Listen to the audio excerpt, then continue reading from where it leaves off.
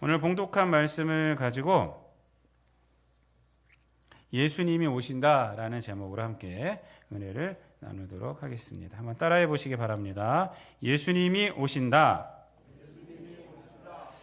오늘은 2023년도 또 2024년도 이렇게 되죠. 2024년도 교회력의 시작인 대림절 첫 주일입니다. 그러니까 지난주로 해서 이제 교회력이 이제 가름되었고 또 다시 2024년도 교회력이 시작이 됩니다. 교회력의 시작은 항상 대림절 또는 대강절로 시작이 됩니다. 대림절, 대강절은 여러분들 다 아시다시피 예수님의 오심을 이제 기다리는 절기가 바로 대림절 또는 대강절이라고 합니다. 성경은요, 한마디로 우리가 말씀을 드리자면 대강절과 관련해서 이렇게 한마디로 말씀을 드리자면 예수 그리스도를 기다림이라고 이렇게 말씀드릴 수가 있어요. 구약 성경은 이제 우리를 구원하시는 예수님을 기다리는 것이 구약 성경의 정체성이고요. 신약은 뭐냐? 바로 다시 오실 예수님을 기다리는 것이 바로 신약 성경의 정체성입니다. 그래서 오실 예수님을 기다림으로 신약은 예수님께서 그 일을 하셨고 그리고 다시 오마 약속하고 지금 올라가셨습니다. 하나님 보좌 우편에 앉아 계시잖아요. 그래서 그 예수 그리스도를 다시 기다리는 것이 바로 신약의 정체성이라고 할 수가 있어요. 그래서 예수 그리스도를 기다리는 것이 기다림, 이것이 바로 성경의 정체성이다라고 우리가 한마디로 이렇게 요약을 할 수가 있습니다. 교회력이요, 이렇게 예수님을 기다리는 이거 대림절로 시작을 한다는 것은 그 이유가 있습니다. 그것은 뭐냐면 예수 그리스도가 신앙의 목적이 된다라는 것을 우리들에게 말씀을 하여 주는 것입니다. 그래서 교회력은 예수님을 기다리는 걸로 시작해서 예수님이 오신 성탄절, 그리고 현현절, 그리고 예수님의 사역, 우리 구원하신 사순절, 그리고 부활, 이 복음, 그리고 이제 오순절, 이제 성령의 능력 가운데 거하는 것으로 이게 진행이 됩니다. 그러니까 예수 그리스도의 그 삶이 이 교회력이라고 할 수가 있습니다. 그래서 예수님을 기다린다라는 것은 예수 그리스도가 신앙의 목적이 되고 우리 모든 인간들의 목적이다라는 것을 말씀하여 주는 것이, 그 메시지가 바로 이 대강절이 주는 메시지입니다. 오늘 우리가 읽은 본문 말씀은 특별히 마가복음의 묵시록이다, 또 신약의 묵시록이다라고 이렇게 별명이 있습니다. 계시록처럼, 요한계시록처럼 이 복음서에 있는 그러한 묵시록이다라는 것이죠. 근데 그 내용은 뭐냐면, 중심적인 내용은 예수 그리스도, 그러니까 다시 오실 예수 그리스도에 대한 것입니다. 중심적인 내용은 뭐냐면, 오늘 묵시록의 중심적인 내용은 뭐냐면 예수 그리스도가 다시 오신다라는 것이에요. 다시 오신다. 이것이 이 오늘 우리가 읽은 본문 말씀이 주는 그 메시지입니다. 그래서 오늘 본문은 예수 그리스도의 다시 오심에 대해서 두 가지를 얘기를 해주고 있고요. 그러므로 성도가 어떻게 살아야 하는가에 대해서 이제 말씀을 해주고 있는 것이 오늘 본문의 내용이 됩니다. 그래서 이에 대해서 오늘은 좀 살펴보도록 하겠습니다. 첫 번째로 예수 그리스도의 오심에 대해서 두 가지로 말씀을 하고 있어요. 그 중에 첫 번째는 오늘 본문은 무엇을 말씀해 주고 있느냐? 예수 그리스도께서 오시는데 확실히 오신다. 확실히 오신다. 따라해 보세요. 예수님이 확실히 오신다. 이것이 오늘 본문의 첫 번째 메시지가 됩니다. 오늘 우리가 읽은 24절 말씀에 보면 그때에 이렇게 말해요. 그 환난 후라고 말합니다. 그 앞의 내용들이요, 그 다 읽어보시면 아시겠지만 이 환난에 대한 내용들입니다. 여러 가지 환난들. 근데 그 환난 후에 그리고 뭐 여러 가지 또 대자연의 변혁이 또 있겠다라고 이제 말씀하시는데 그 후에 뭐라고 그래요? 그 26절에 보면 또 그때라고 말합니다. 그때, 그러니까 모든 환난이 다 끝나고 그때 누가 와요? 인자가 오신다라고 말합니다. 그 인자가 여기서 말하는 인자는 바로 예수님을 말씀을 하고 있습니다. 이 내용들은요, 확실히 오신다는 것을 말씀을 해주고 있는 거예요. 그래서 26절에 보면요, 예수님께서 어떻게 오시냐고 이렇게 말씀을 해주십니다. 26절 다 같이 한번 읽어볼게요. 시작. 그때 인자가 구름을 타고 큰 권능과 영광으로 오는 것을 사람들이 보리라. 이렇게 말씀하십니다. 그러니까 예수님이 오시는 모습을 확실하게 계기를 해줘요. 이렇게. 근데 뭘 타고 오신다고요? 구름을 타고 오세요. 그리고 큰 권능과 영광 가운데 오신다. 이렇게 말합니다. 그래서 큰 구름은 뭐 실제적인 우리가 보이는 구름이라기보다는 이 큰 그 뒤에 나오는 큰 권능과 영광을 상징하는 은유라고 할 수가 있습니다. 그래서 큰 구름이나 큰 권능과 영광이나 뭐 같은 말이라고 생각하시면 됩니다. 우리가 은유하면은 고등학교 때, 중학교 때 배운 은유법에 대해서 배운 것이 있어요. 그때 여러분들 다 생각나실 거예요. 내 마음은 호수다, 그렇죠? 이런 걸 배웠어요. 이게 은유법이에요. 그래서 마음과 호수가 뭐예요? 같은 거잖아요. 내 마음은 호수다. 이게 은유법입니다. 마음을 호수에다 비유한 거예요. 그거 똑같은 거예요. 지금 이게 큰 구름으로 오시는데 큰 권능과 영광으로 오신다라는 것은 이제 똑같이 우리에게 말씀을 해주고 있는 것입니다. 이 말씀은 뭐냐면 예수님이 재림하실 때의 모습은 초림 때하고는 틀리다는 거예요. 초림 때는 말구유로 오셨어요. 그렇죠? 아기로 오셨어요. 그렇지만은 다시 오실 때는 세상의 왕과 비교될 수 없는 그러한 권능과 그러한 영광으로 이 땅에 오신다는 것입니다. 그렇게 오신다는 거예요.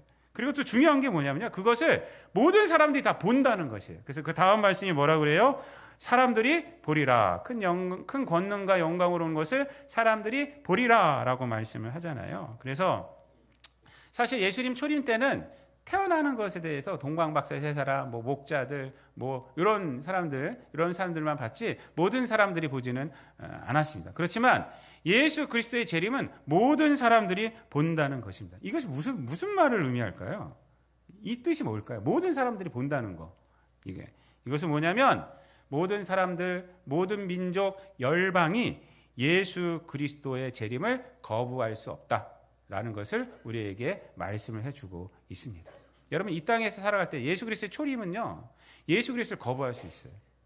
그래서 안 믿는 자들이 있어요, 없어요, 지금? 예수님이 구원을 이루셨지만 안 믿는 자들이 있어요. 나는 예수님 안 믿을래라고 그렇게 거부하고 그러고 살아가고 있어요. 하지만 예수 그리스도의 재림은 거부할 수가 없어요. 모든 사람들이 다 보게 돼 있어요. 보게 돼 있고 그 안에서 그동안 거부했던 사람들은 어떻게 되는 거예요? 그 재림 안에서 심판이 일어나는 것입니다. 그래서 예수 그리스도의 재림은 거부할 수 없는 사건이라는 것을 이것이 우리에게 말씀을 해주고 있는 것입니다. 그렇게 재림하셔서 이제 무슨 일을 하시느냐? 27절 말씀을 다 함께 읽겠습니다. 시작. 또 그때 그가 천사들을 보내어 자기가 택하신 자들을 땅 끝으로부터 하늘 끝까지 사방에서 모으리라 이렇게 말씀을 합니다. 땅 끝에서 하늘 끝까지 택하신 자들을 다 모은다라고 말씀을 하고 있어요. 이것은 또 무슨 의미를 하실까요? 무슨 의미를 우리에게 줄까요? 이거는 예수 그리스도께서 이 땅에 재림하시면 구원받을 자들은 단 한 명도 놓치지 않는다라는 거예요. 시간과 공간을 초월해서 시대를 초월하고 그리고 공간을 다 초월한 거예요. 그것을 땅 끝에서 하늘 끝까지라고 말을 하고 있는 것입니다. 우리가 이 땅에서 빛도 없이 이름도 없이 믿음을 지키며 살아갈 때가 그런 생각이 들 때가 있어요. 내가 이렇게 살아도 하나님이 아실까? 이렇게 생각할 때가 있습니다. 세상과 비교하면요, 누가 이걸 알아줄까? 천만의 말씀이에요. 예수님께서는 그걸 다 알아주신다는 거예요. 주님 오실 때 땅 끝에서 하늘 끝까지 이 땅 가운데 핍박받고 버림받고 믿음 때문에 그렇게 살을지라도 예수님께서 재림하셔서 그것을 알아주신다는 것이 바로 땅 끝에서 하늘 끝까지 천사들을 탁 풀어서 싹싹싹싹싹 모은다는 것입니다. 여러분 이것이 우리에게 주는 의미가 뭐냐면요. 환난과 대자연의 변혁 이것이 세상의 끝이 아니라 예수 그리스도의 오심으로 인해서 세상이 새롭게 진행이 된다라는 것을 우리들에게 말씀을 해주고 있어요. 12월 1일 날 월상 예배 때 점검에 대한 얘기를 했지 않습니까? 점검해야 한다. 왜 그랬습니까? 그때 이제 말씀드린 것이 우리 성도들에게는 끝이 아니라 시작이기 때문이다. 시작을 준비하는 것이기 때문이다라고 이렇게 말씀을 드렸어요. 성도들에게는요, 끝이 끝으로 끝나는 것이 아니에요. 끝이 끝으로 끝나는 것이 아니라 끝은 뭐예요? 새로운 시작을 준비하는 것 뿐입니다, 여러분. 그래서 12월 달에 우리가 점검을 해야 돼요. 한 해 동안 어떻게 살았는가?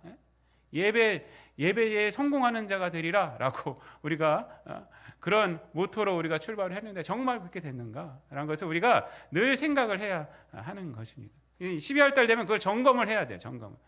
점검을 하고, 그리고 그렇지 못했으면 이제 2024년도에는 나는 그렇게 하리라 라고. 끝은 끝으로 끝나는 것이 아니에요. 새로운 시작을 준비하는 것이 기독교인의 끝의 개념입니다. 죽음도 마찬가지예요. 죽음으로 끝나는 것이 아닙니다. 우리는 이 세상 가운데 시작을 준비하는 거예요. 이 삶은 새로운 시작, 어떤 시작이에요? 예수님 다시 오셔서 새롭게 시작하는 것을 준비하는 것이 기독교인의 삶이 되는 것입니다. 예수님은 이렇게 말씀을 하십니다. 31절 말씀 다 같이 있습니다. 시작. 천지는 없어지겠으나 내 말은 없어지지 아니하리라. 이렇게 말씀하세요. 이 세상은 없어져요. 하지만 이 세상은 없어질지라도 예수 그리스도의 말은 없어지지 않아요. 그 말이 다시 새롭게 시작을 일으키는 것이고, 그 말이 다시 예수님 오셨을 때 예수 그리스도의 말씀이 새롭게 왕성하게 되는 것이 바로 예수 그리스도의 재림이 되는 것입니다.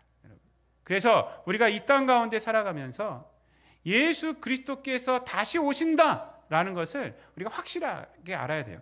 이렇게 지금 말씀해 주시는 이유가 뭐예요? 예수님이 구름을 타고 큰 권능과 영광으로 오시고 하늘 끝에서 땅 끝까지 사람들을 선택받은 자들을 모으시고 또 내 천지는 없어지지만 내 말은 없어지지 않는다라고 말씀하시는 이유가 뭐예요? 예수님은 확실히 오신다. 예수님은 확실히 오신다라는 것을 우리들에게 말씀해 주는 거예요. 긴가민가가 아니라 나는 확실히 온다라는 것을 우리들에게 메시지로 주기 위해서 지금 이 말씀을 하는 것입니다. 사랑하는 성도 여러분, 그래서 이 말씀은요, 우리가 뒤에 이제 나오겠지만은 깨어 있어야 하는 근거가 되는 거예요. 예수님이 확실히 오시니까 예수 그리스도의 재림 신앙이요, 우리로 하여금 이 세상 가운데서 깨어 있어야 하는 근거가 되는 거예요. 다른 사람들은 예수 믿으면서 깨어 있으면, 예수님을 잘 믿으면 뭔 소용이야? 뭐 돈이 나와, 뭐가 나와? 라고 이렇게 말할지는 모르지만 아니야. 예수님은 다시 오셔. 그래서 이 세상을 종결시키고 다시 시작하시는 분이 누구예요? 예수님이에요. 예수님 확실하게 오십니다. 그것을 말씀을 해주고 있습니다. 두 번째로 오늘 본문 말씀은 또 우리에게 뭘 말씀을 해주고 있느냐? 예수님이 확실히 오시는데 예수님이 오시는 그날과 그때는 모른다라는 것을 우리에게 또 말씀을 해주고 있어요. 예수 그리스도의 재림에 대해서, 다시 오심에 대해서 확실히 오시는데 뭘 몰라요?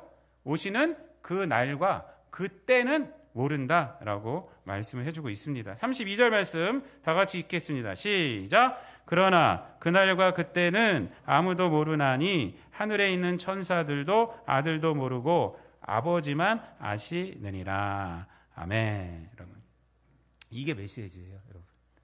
여러분 마음속에 이 말씀을 갖고 있어야 돼요. 예수님이 오시는 그날과 그때는 예수님도 모른다. 아무도 모른다. 이게 메시지예요. 여러분, 이 아무도 모른다라는 이 말씀이 왜 중요한 메시지가 될까요? 오늘 본문에서. 그것은 뭐냐면 예수님이 오시는 그날과 그때를 아는 것은 중요하지 않다라는 거예요. 그것은 중요하지 않다. 그 메시지를 주는 겁니다. 언제 오시는지 그 날짜를 아는 것은 중요하지 않아요. 여러분, 신앙이란 것이 뭐냐면 예수님이 오시는 그 날과 그때를 알기 위한 것이 아니라 예수님이 반드시 오신다는 확신 가운데 살아가는 것이 신앙이에요. 예수님이 반드시 오신다는 그 확신이 중요한 거지, 그날과 그때가 언제지? 라고 생각하는 그것이 신앙이 아니라는 것입니다. 많은 사람들이 예수님이 언제 오지? 이것에 관심을 갖고 있어요. 이것에. 그래서 무슨 큰일만 일어나면, 전쟁이 일어난다거나 지진이 일어난다거나 쓰나미가 일어난다거나, 오늘도 보니까 아침에 다음 뉴스를 봤더니 인도네시아인가 어디서 뭐 큰 지진이 일어났더라고요. 보니까. 그래서 거의 쓰나미 경보가 바다에서 일어났어요. 다행히 육지에서 일어난 것이 아니라 쓰나미 경보를 거기서 내렸더라고요. 일본도 덩달아 이제 쓰나미 경보를 내렸다고 합니다. 그런 것만 일어나면 예수님이 재림한다고 막 내일 모레 재림한다는 둥 이것이 사인이다. 뭐 그래서 오늘 본문 말씀을 들고 그렇게 사람들이 미혹하는 사람들이 있어요. 오늘 본문 말씀은 그런 내용이 아니에요. 사실은. 여러분 지진과 그리고 전쟁과 어떤 쓰나미나 뭐 이런 것들은요 역사상 계속 있어 왔어요. 계속 있어 왔어요. 그때마다 이 이단들이 다 일어났어요. 이 말씀을 들어서 이 말씀을 근거로 뭐라고 그러냐면 사람들이 미혹하는 거예요. 우리나라도 마찬가지예요. 뭐 몇 년 전에 무슨 뭐 전쟁이 일어난다, 막 6.25 같은 전쟁이 일어난다, 막 이런 것들을 예언한 사람들이 있었어요. 언제 일어난다, 막 하면서 외국인인데 외국인들도 그런 얘기하고 뭐 이단들도 그런 얘기를 했어요. 그래서 뭐 피신하려면 피지로 가라. 그래서 피지로 왜 간지 아세요? 그 피난하고 같은 PC라서 그래요. 그래서 그쪽으로 가라라고 말해서 진짜 사람들이 그렇게 갔어요. 그렇게 미혹당해서 뭐 전쟁이란 세상 돌아간 거 봐라 이제 막 이러면서 뭐 지진만 일어나고 무슨 전쟁이 일어나면 이렇게 사람들이 미혹하는 사람들이 있어요.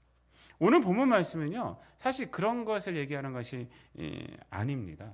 그런 것이 아니라 어떤 걸 얘기하냐면요 날짜가 중요하다는 얘기가 아니라 이러한 일들이 일어났을 때 그러한 지진과 전쟁이라는 그런 것들이 일어났을 때 예수님이 확실히 오신다는 것을 다시 부여잡아라 이 말이에요. 내일 온다, 모레 온다 이런 말에 넘어가지 않고 그러한 것들이 지진이나 전쟁이나 뭐 여러 가지 쓰나미 이런 것이 왔을 때 우리가 부여잡아야 할 것이 뭐예요? 바로 예수님이 다시 오신다. 언젠가는 다시 오신다. 그날은 몰라요. 그래서 예수님께서 뭐라고 그러냐면 28절 말씀, 뭐 30절 말씀까지 무화과 나무에서 비유를 배워라. 그리고 이런 얘기를 하는 거예요. 그 가지가 연하여지고 잎사귀를 내면 여름이 가까운 줄 아나니 라고 말해요. 그러니까 이 얘기가 뭐냐면 그런 것들은 사인이긴 한데 우리가 그때 부여잡아야 할 것은 뭐냐면 언제 온다는 것이 아니라 날짜가 아니라 주님께서 다시 오신다고 약속하셨지 그것을 부여잡고 그 어려운 가운데서 일어나라라는 것입니다. 그 사인으로 받아들이라는 거예요. 그래서 보면은 이렇게 말씀을 하고 있습니다. 30절 말씀에 내가 진실로 너에게 말하노니 이 세대가 지나가기 전에 이 일이 다 일어나리라 라고 말씀하잖아요. 근데 이 말씀은 어떤 거냐면요. 이 세대의 강조점이 있는 것이 아니라 이 일이 다 일어나리라의 강조점이 있어요. 이 일이 다 일어나리라. 이 일이. 그러니까 이 말이 무슨 얘기냐면 그래서 어느 것 하나가 일어났는데 그거 하나 갖고 재림하신다 또는 내가 재림주다 라고 말하는 사람의 말을 듣지 말라는 거예요. 이 일이 다 일어나야 한다는 거예요. 이 일이 다. 그 얘기를 하고 있는 것입니다. 그 다음에 그래서 얘기를 하는 것입니다. 그날과 그때는 아무도 모른다. 아무도 모른다. 그것은 오직 아버지께서만 아시고 계시다라고 그 다음에 얘기를 하는 것이에요. 만약에 확실한 사인이라면요, 그 사인이다라고 말을 해주시겠죠. 근데 그렇게 얘기하지 않으시고 그 다음에 하신 말이 뭐예요? 아무도 모른다. 아무도 모른다. 그러니까 이러한 일들이 일어났을 때 우리 성도들은 어떻게 살아가야 돼요? 그렇다고 그냥 넉넉히 살아가는 것은 아닙니다. 예? 지진이 일어나고 전쟁이 일어나고 여러 가지 일들이 일어났을 때 사회적 혼란, 여러 가지 자연적 혼란이 일어났을 때 우리 성도들이 생각할 것은 뭐예요? 주님이 다시 오신다. 그때 내 신앙을 부여잡아야 하는 것이에요. 부여잡아야 돼요. 주님이 다시 오시지 하면서 내가 지금까지 어떻게 살아왔는가? 재림주를 우리가 바라보며 살아왔는가? 아니면 내가 세속적으로 살아왔는가라는 것입니다. 여러분, 날짜를 막 정확하게 말하는 것 이런 것들을 따라가지 마세요. 사실 신앙의 가장 큰 특징이 뭔지 아십니까? 모호하다는 거예요. 모호하다. 우리 신앙을 갖고 있지만요, 우리 신앙생활이 또렷하지가 않습니다. 여러분 신앙생활을 한다고 해서 영적인 것들이 또렷하게 보이고 내가 문제가 있을 때 하나님께 기도하면 문제를 확 들어주시고 이렇습니까, 여러분? 목사님한테 상담했더니 모든 것이 다 풀렸고 막 이렇습니까? 그렇죠? 아니라고 말씀하잖아요. 더 모호해져요. 왠지 아세요? 목사님한테 상담하면요, 뭐라고 말해요? 참아라, 인내하라, 하나님 말씀에 더 순종해야지. 이렇게 나오잖아요. 이건 뭐 목사님 말씀하면 뭐 돈이 어디서 확 나와야 되고 뭐 이래야 되는데 그렇지가 않습니다. 여러분, 우리가 성경을 봤을 때도 그러고 기도했을 때도 속이 뻥 뚫린 것처럼 이렇게 시원해지는, 원래 시원해지긴 하지만, 근데 우리가 생각하는 그 답이 확 나오지는 않는다는 것입니다. 여러분, 신앙을 가져도 삶의 문제는 여전히 답답한 것이 신앙인들의 실존의 자리가 됩니다. 그렇다고 해서 신앙은 아무것도 아닐까요? 그렇지는 않습니다. 신앙이 주는 힘은요, 뭐냐면요, 흐릿한 인생이지만 정확한 방향을 준다는 거예요. 정확한 방향을 줘요.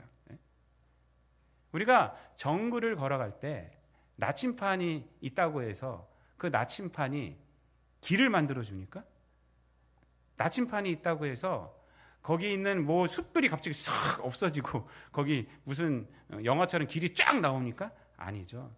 우린 그 나침판이 있으면 어떻게 해야 돼요? 나침판을 손에 들고 방향을 잡고 숲을 헤치면서 가는 거예요. 그래서 내가 길을 만드는 거예요. 내가 길을 만드는. 신앙의 힘은 바로 그것입니다. 이 세상 가운데 살아가면서 우리가 혼돈하지 않고 그 진리의 길, 영생의 길을 우리가 걸어갈 수 있게 하는 것, 인내하면서 걸어갈 수 있게 하는 것, 이것이 바로 신앙이 주는 능력이 되는 것입니다. 여러분, 어떤 사람들이 한 징조를 통해서 재림을 부각시키려는 것, 막 날짜를 부각시키려고 하는 것, 그리고 자신의 말을 들어야 한다는 것, 여러분, 이러한 것들은 우리가 속지 말아야 합니다. 그날을 계산하고 그날과 때에 지나치게 관심을 갖고 그것을 알기 위해서 신앙생활을 하는 것은요, 잘못된 것입니다. 그것은 잘못된 신앙생활로 나아갈 수 있는 위험이 너무나도 커요. 그 이유는 예수 그리스도의 오심을 확신하며 살아가는 것은 우리의 삶을 만들어내지만 날짜만 계신하며 살아가는 것은요, 그것은 삶이 없어요. 인격이 없고요, 우월 의식만이 있게 되는 것입니다. 그날은 예수님도 모른다고 했어요. 이거 자체가 메시지예요. 그래서 그날은 아무도 몰라요. 아무도 몰라요. 그것은 그렇게 중요하지 않다. 예수님이 오신다고 약속하신 그것이 중요하다라는 거예요. 그래서 그것을 붙잡고 살아가야 한다는 것입니다. 여러분, 예수 그리스도의 재림의 날짜를 아는 것이 우리의 삶의 능력이 될까요? 많은 사람들이 어떻게 하냐면요, 그러면 바로 그 전날까지 내가 내 마음대로 놀다가 그날 바로 회개하면 되지? 뭐 이런 식으로 말을 해요. 아무 능력이 없어요. 그러나 예수 그리스도께서 다시 오신다라고 약속하신 이 약속을 붙들고 살아가는 것은 우리의 삶의 능력이 됩니다. 죄를 이길 수 있는 능력이 되는 것입니다. 예수님은 이 두 가지 사실을 통해서 성도들에게 결론적으로 말씀을 하십니다. 그것이 깨어있으라예요. 깨어있어라. 그러므로 깨어있어라. 그날과 그 시각은 모른다. 그런데 나는 확실하게 다시 온다. 그러니까 깨어있어라 라고 권면을 합니다. 그래서 33절부터 37절까지 보면요, 깨어있어라라는 말이 4번이나 반복되면서 나오고 있습니다. 33절에 깨어있어라, 그리고 35절에 깨어있으라, 또 34절에도 깨어있어라, 그리고 37절에도 깨어있어라 라고 이렇게 4번이나 언급하고 있습니다. 여러분, 이것은 굉장히 중요하다는 거예요. 그리고 우리 성도들의 삶이 무엇이냐, 이렇게 깨어있어야 하는 삶이라는 거예요. 그렇다면 깨어있다라는 것이 무엇일까요? 깨어있다라는 것이, 그 말이 의미하는 것이 뭘까요? 그것은 뭐냐면 예수 그리스도의 오심이, 재림이 소망이 되어 살아가야 한다라는 것이에요. 여러분의 소망은 무엇입니까? 여러분, 초대교회 성도들은요, 어떤 소망이었는지 아세요? 다 주님 다시 오시는 거였어요. 그래서 요한계시록이 어떻게 끝나요? 그러니까 마라나타, 아멘 주 예수여 어서 오시옵소서, 이렇게 끝나요. 그들의 소망은 주님이 다시 오시는 거예요. 그게 자신들의 소망이에요. 그래서 이 세상 가운데 억압과 핍박을 받을지라도, 성공하지 못할지라도 나는 예수님 믿는 거예요. 실제로 그렇게 살았어요. 내 생명이 끊어질지라도 나는 예수님을 믿을 거예요. 그들의 소망은 그것이에요. 제가 어떤 책을 봤더니 어떤 사람의 정체성을 알기 위해서는 그 사람이 무엇을 지금 소망하고 있는가를 물어보라고 그러더라고요. 넌 뭘 소망하고 있느냐? 그걸 물어보면 대충 그 사람에 대해서, 정체성에 대해서 알 수가 있다고 그래요. 그가 원하는 것이 뭐냐 물어보라는. 그러면 그 원하는 것을 향해서 사람들은 살아가잖아요. 그 원하는 것을 얻기 위해서 살아가잖아요. 그래서 거기서 그 사람의 정체성을 알 수가 있다고 합니다. 여러분, 에베소서 4장 18절 이하를 보면 이방인들의 정체성에 대해서 뭐라고 말하고 있습니까? 그들은 감각 없는 자가 되어 자신을 방탕에 방임하여 모든 더러운 것을 욕심으로 행하는 자, 이렇게 말해요. 그들의 소망이 하나님이 아니에요. 예수님이 아니에요. 무조건 이 세상이거든요. 이 세상. 그래서 그들의 총명이 어두워졌어요. 그래서 결국은 어떻게 되느냐? 더러운 것을 욕심으로 행하는 것이 그들의 정체성. 욕심으로 행한다는 것은 뭐냐면 열심히 행한다는 거예요. 열심히. 무엇을 위해서? 더러운 것을 위해서 열심히 행한다는 거예요. 그들의 인생에 뭐가 남노요? 그러면 더러운 것이 남죠. 잘못된 것을 소망하며 살아가면 잘못된 소망으로 이 더러운 것을 향해 나가는 인생이 된다는 거예요. 그 인생이 그러한 인생이 된다는 거예요. 죄는요, 우리 인생들로 하여금 잘못된 것을 소망하게 만듭니다. 늘 잘못된 것에 초점을 맞추게 하고 그것을 쫓아 살아가게 하는 것이 죄예요. 그렇지만 기독교 신앙은 우리의 소망을 바꿔버리는 거예요. 무엇으로 바꾸는 거예요? 예수님으로 바꾸는 거예요. 예수님을 바라보게 하고 다시 오실 주님이 우리에게 소망이 되는 것입니다. 그렇게 바뀐 사람이 신약에서 있습니다. 누굴까요? 많은 사람이 있지만 사도 바울이에요. 사도 바울은 빌립보서 3장에서 나는 이러이러한 사람이었어. 난 베냐민 지파야. 나는 이렇게 공부도 많이 했어. 나는 바리새인이야 하면서 난 율법으로는 흠이 없는 자였어. 그런데 그것으로 무엇을 했었다고 말합니까? 교회를 박해하였다라고 말해요. 그런데 예수님을 만나고 변화됐어요. 예수님이 소망이 되니까 어떻게 고백을 하고 있습니까? 8절 9절 빌립보서 3장 8절 9절 말씀에 보면은 모든 것을 배설물로 여기고 예수 안에서 얻고 예수 안에서 발견되는 것이 그의 삶의 목적이 됩니다. 예수님을 얻고 예수님 안에서 발견되고 싶어. 이것이 삶의 목적이 돼요. 그리고 표대를 향해서 달려가는 삶이 됩니다. 그래서 그를 통해서 이방인의 사도가 됐고 그를 통해서 온 지역에 많은 지역에 교회들이 세워지지 않습니까? 그렇게 사용받았어요. 근데 그것보다 더 놀라운 것이 뭔지 아십니까? 사도 바울은 소망이 바뀐 이후에 그의 죽음 앞에서 삶의 고백이에요. 죽음 앞에서.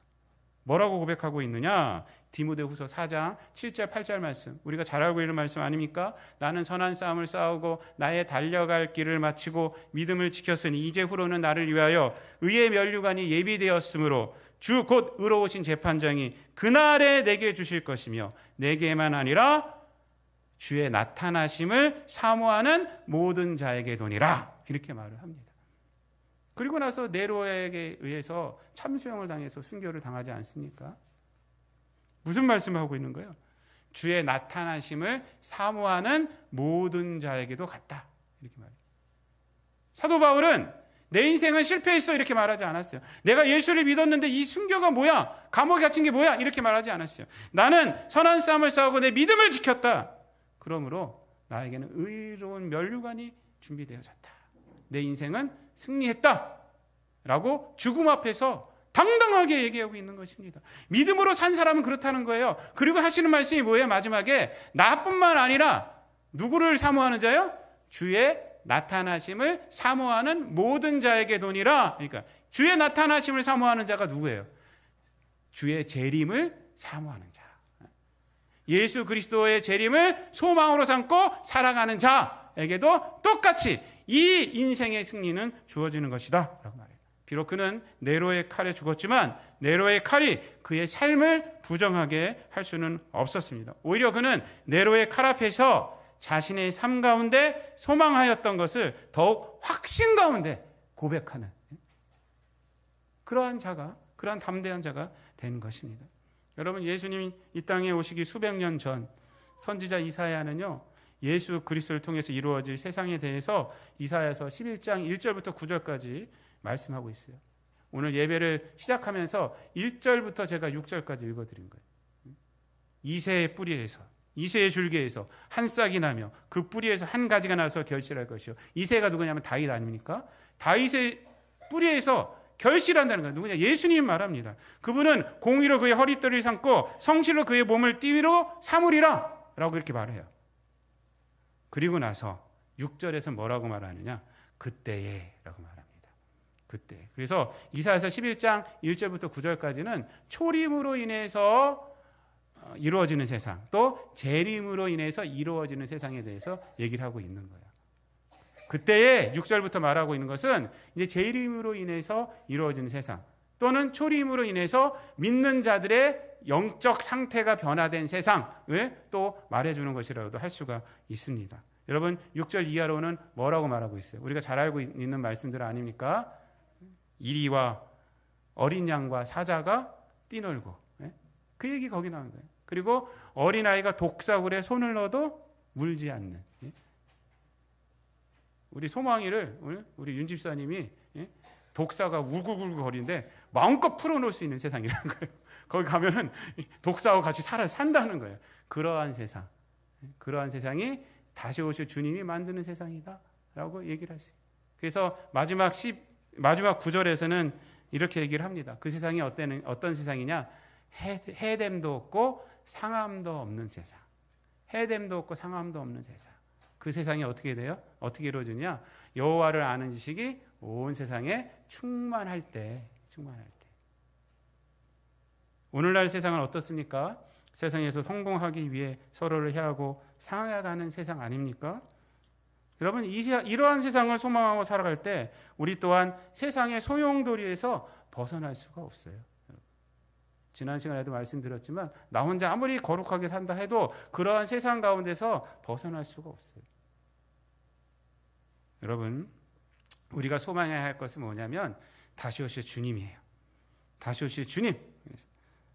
여러분, 이 땅 가운데서 다시 오실 주님을 우리는 늘 바라보고 재림 신앙을 늘 우리를 갖고 살아가야 합니다. 대강절이 예수 그리스도를 기다림으로 시작한다는 것은 바로 이러한 의미가 있는 것입니다. 말씀을 마치겠습니다.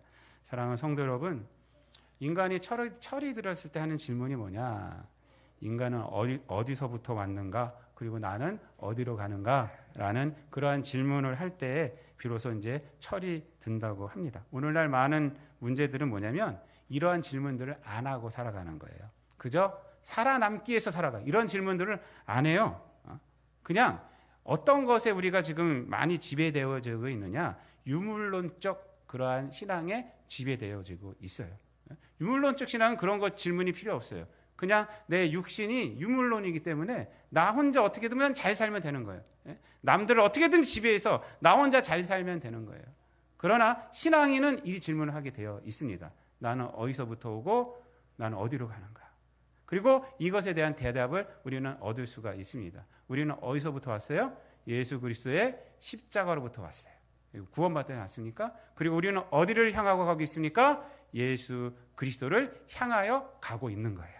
예수 그리스도의 재림을 소망하며 살아가고 있다는 것입니다. 사랑하는 성도 여러분, 예수 그리스도가 다시 오신다는 확신을 갖고 살아갈 때 결코 예수님이 언제 오실지 모른다는 무지함은 장애물이 될 수가 없습니다. 오히려 그 확신이 환난과 핍박을 이겨내는 그러한 능력이 되는 것입니다. 대림절 첫 주일을 맞아요. 우리의 길 대신 예수님을 바라보고 또 다시 오실 주님을 소망함으로 이 땅 가운데에서 능력 가운데 거하며 살아가는, 또 이 세상 가운데에서 흔들림 없는 그러한 신앙의 길을 걸어가는 저와 여러분 되시기를 우리 주님 예수 그리스도의 이름으로 축원드립니다. 기도하겠습니다. 사랑과 은혜가 풍성하신 하나님, 예수님이 이 땅에 오셔서 우리의 죄를 용서하여 주셨고 죄에서 벗어나게 하여 주셨고 또한 다시 오심을 약속하여 주셔서 이 혼돈된 세상 가운데서 진리의 길을 걸어가게 하여 주심을 감사를 드립니다.